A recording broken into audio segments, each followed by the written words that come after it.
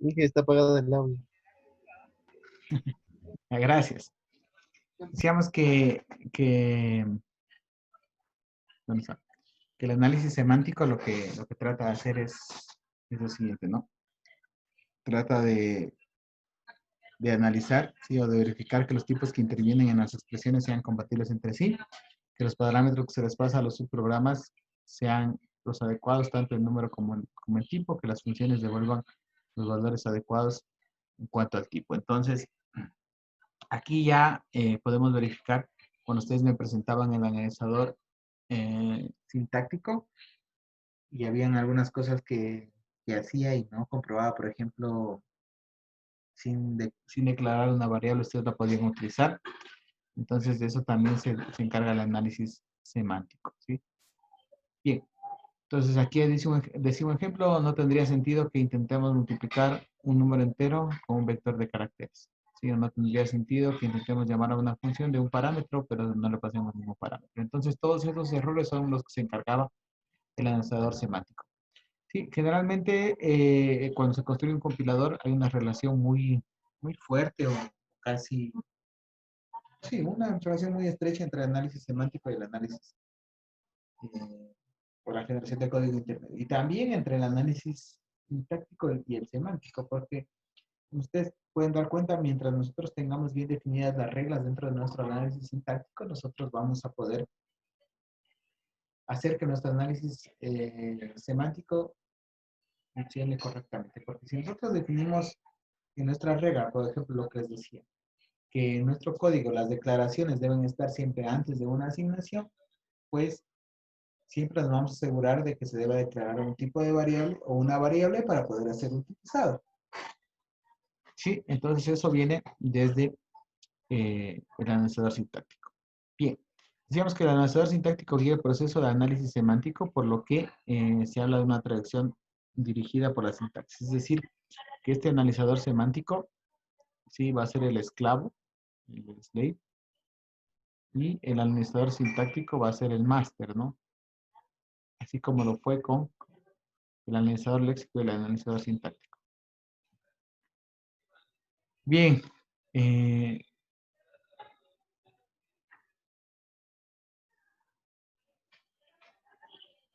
digamos que ya una vez que nosotros hacemos nuestro análisis léxico y sintáctico, para poder hacer el análisis semántico de una mejor forma, debemos a nuestros símbolos, ¿sí? Asignarles cierta información que les vamos a llamar atributos.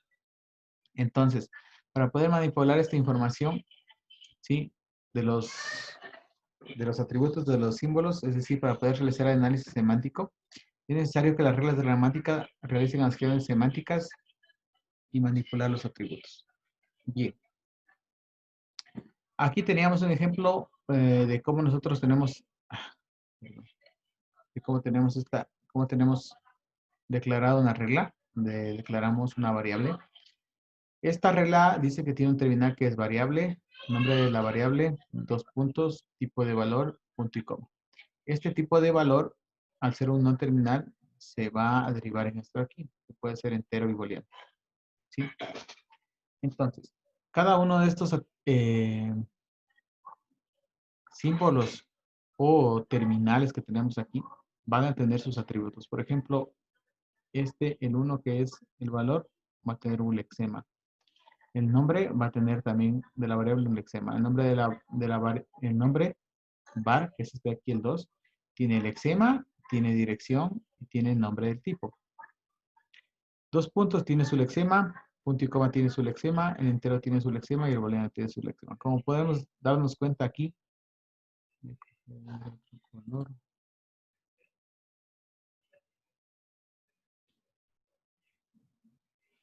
como podemos ver aquí, este nombre de variable, ¿sí?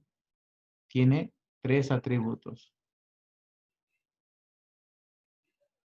Entonces, al tener tres atributos, nosotros podemos hacer un análisis semántico de una mejor manera. ¿Por qué? Porque vamos a poder saber que ese nombre de variable va a tener un lexema, que va a ser el que se envía, va a tener una dirección donde se va a guardar y un nombre del tipo de valor que va a tener esta variable externa. Bien, dice, los lexemas de entero y booleano serían integer y boolean respectivamente. Ya. Sí, ya vemos.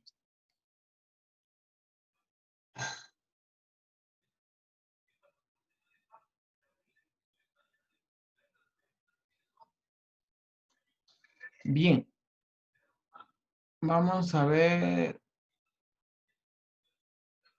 algo que estaba por acá.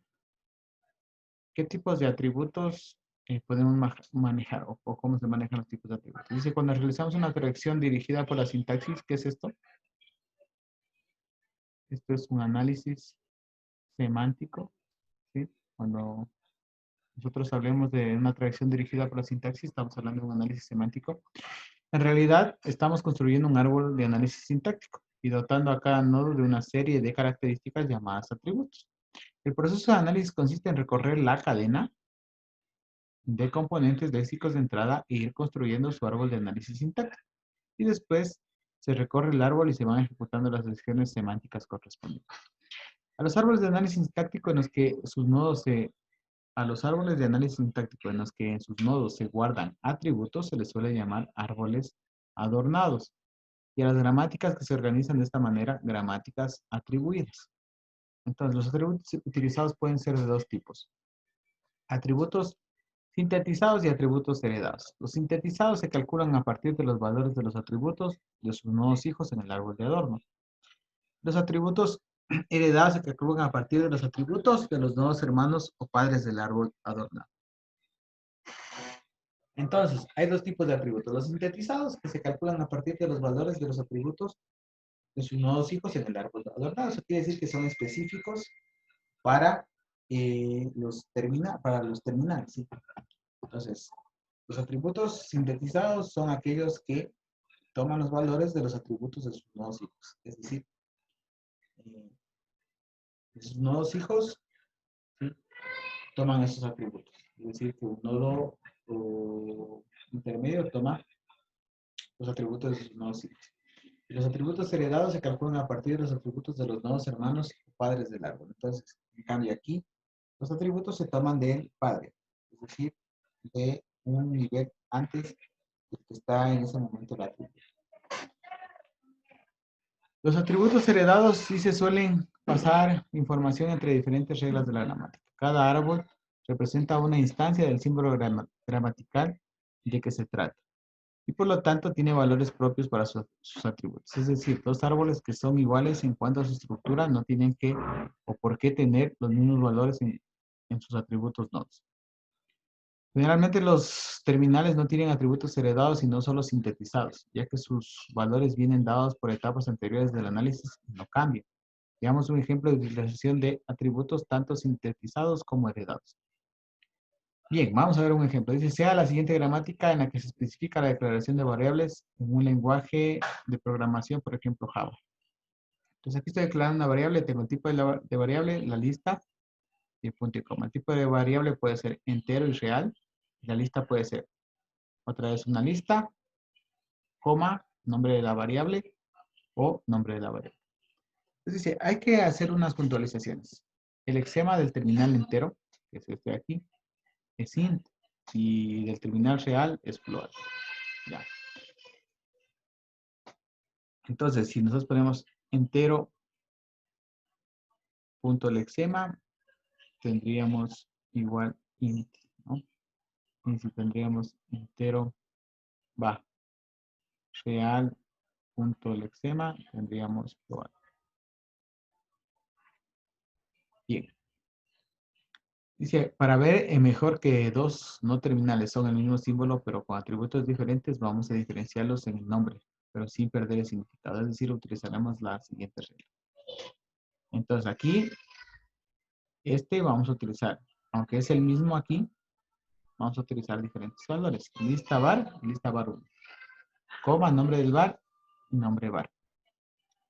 Entonces, si utilizáramos una nueva manera de pasar los valores de los atributos, en vez de devolverlos como resultados de una función, lo que teníamos acá, utilizamos la asignación de valores. Para ello utilizamos los siguientes atributos. Nombre var, lexema. Nombre de tipo, es decir, el nombre de esta variable, el lexema va a ser este, ¿no? Atributo. El tipo de esta misma variable va a ser tipo.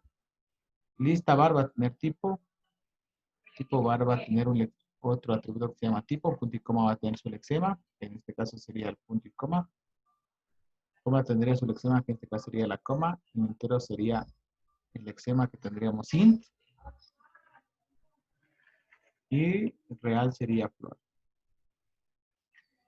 Entonces dice, introduciremos las acciones semánticas necesarias. Bien, aquí tenemos nuestras reglas. ¿Sí?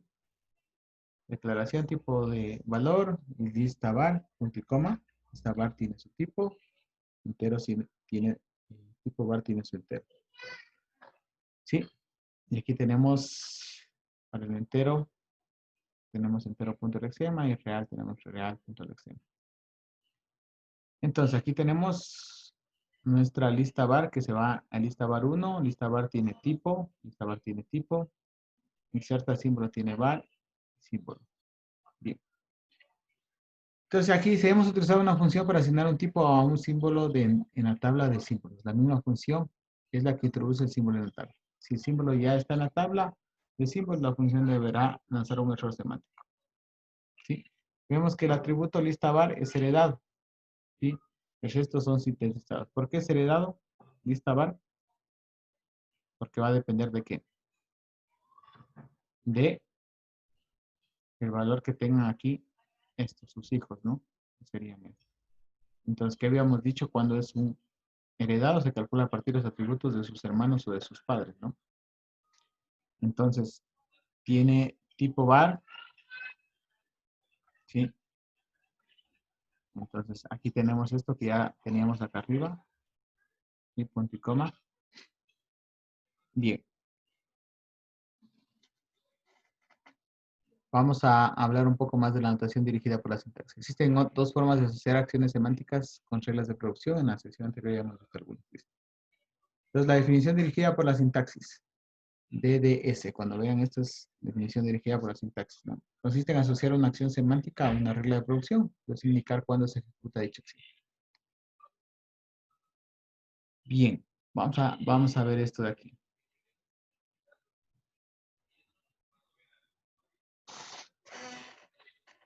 Un segundito, por favor.